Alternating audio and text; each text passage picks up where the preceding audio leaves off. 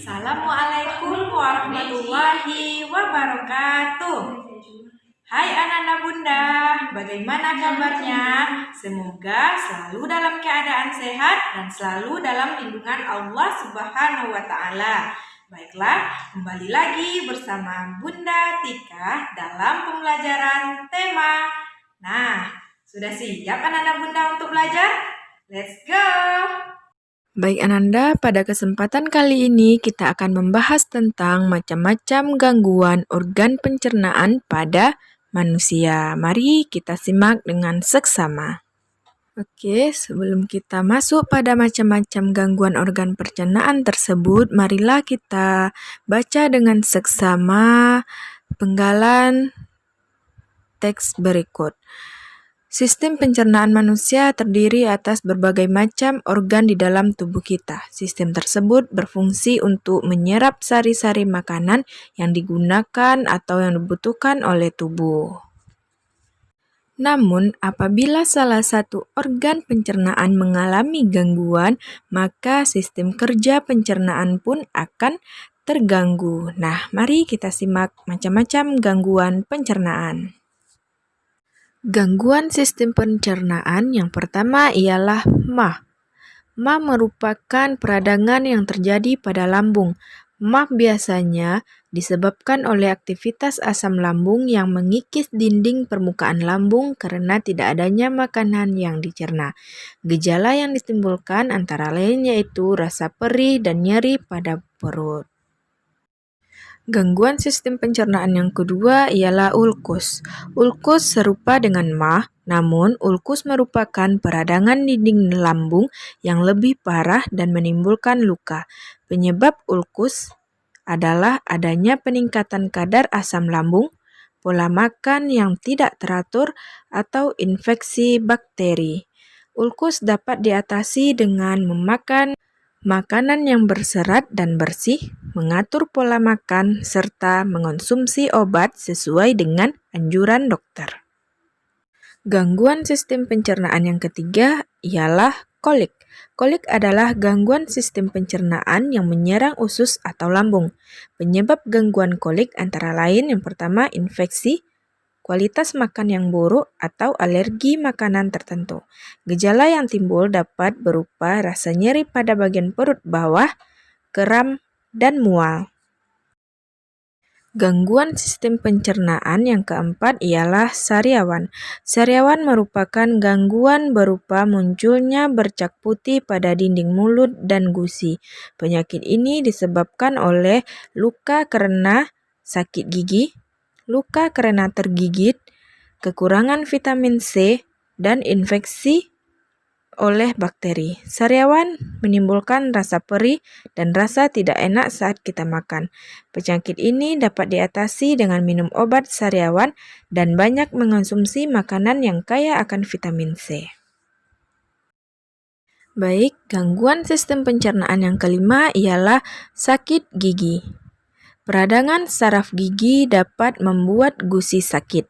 Peradangan ini disebabkan oleh pembusukan gigi, infeksi bakteri, atau kebersihan gigi yang tidak terjaga. Penderita akan merasakan nyeri, pusing, atau demam. Nah, penyakit sakit gigi ini tentulah teramat sakit, sehingga juga dapat membuat kita tidak nyaman.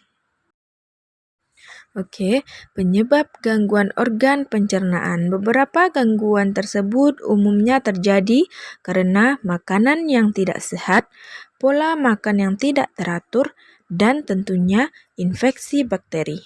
Jadi, selain yang 4 gangguan organ pencernaan tadi, ada beberapa gangguan sistem pencernaan lain yang menyerang manusia. Apa saja dia? Mari kita bahas. Yang pertama yaitu diare.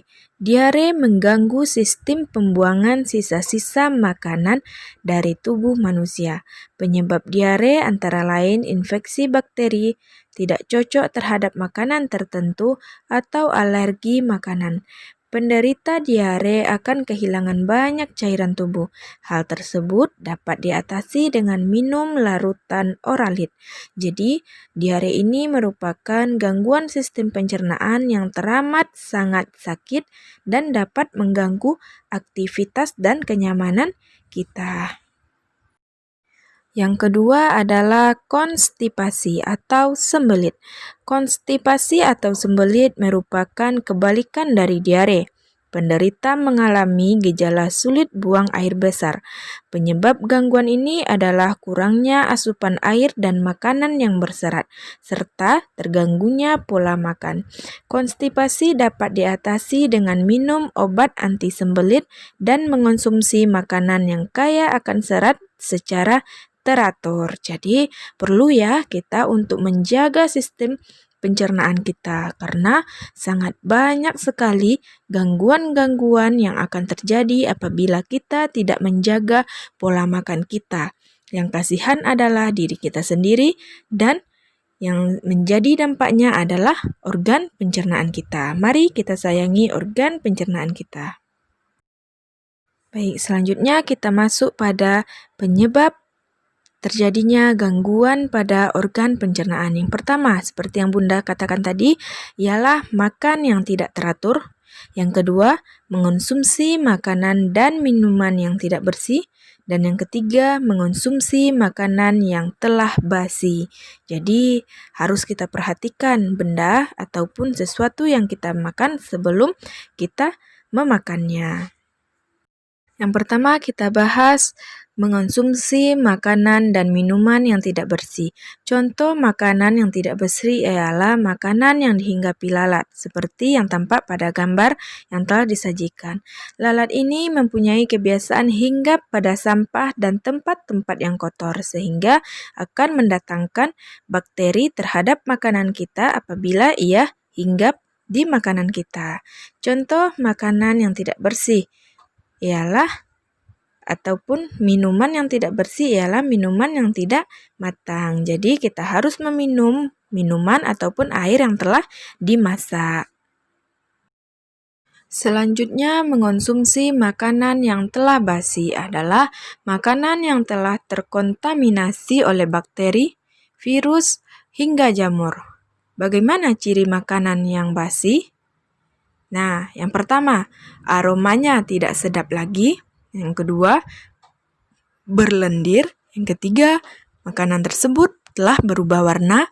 Dan yang keempat, jika termakan, berasa asam. Nah, agar makanan tidak cepat basi, maka kita dapat mengawetkannya atau disimpan di lemari pendingin atau yang disebut dengan kulkas. Itulah macam-macam gangguan yang dapat terjadi pada organ pencernaan kita. Lalu, bagaimana cara kita memelihara organ pencernaan? Nah, yang pertama, kita harus makan makanan sehat dan bergizi. Dan yang kedua, kita tidak boleh jajan sembarangan. Jadi, apapun sesuatu yang hendak kita konsumsi atau kita makan, haruslah kita perhatikan terlebih dahulu. Cara memelihara organ pencernaan yang selanjutnya ialah menjaga kebersihan makanan dan minuman. Jadi, setelah kita membeli makanan seperti buah-buahan, sayuran, dan buah-buahan dari pasar, hendaklah kita cuci terlebih dahulu sebelum kita menggunakannya, sebelum kita memasak dan memakannya. Selanjutnya, air yang kita minum. Nah, sebelum air yang kita minum itu kita minum, maka alangkah lebih baiknya kita masak atau kita didihkan air tersebut hingga mencapai suhu 100 derajat Celcius agar mencapai tingkat kematangan yang sehat. Cara memelihara organ pencernaan yang selanjutnya yaitu rutin mencuci tangan sebelum dan sesudah makan. Nah, kita harus biasakan mencuci tangan sebelum memegang makanan karena kita tidak tahu benda apa yang kita sentuh. Jadi, untuk menghindari gangguan terhadap pencernaan kita, maka hendaklah kita menjaga kebersihan tangan kita. Selain kita harus menjaga kebersihan makanan, kita juga harus menjaga kebersihan tangan kita. Oke, Ananda? Oke anak-anak bunda, sekian pembahasan tentang pembelajaran kali ini. Sampai jumpa di pembelajaran selanjutnya. Wassalamualaikum warahmatullahi wabarakatuh.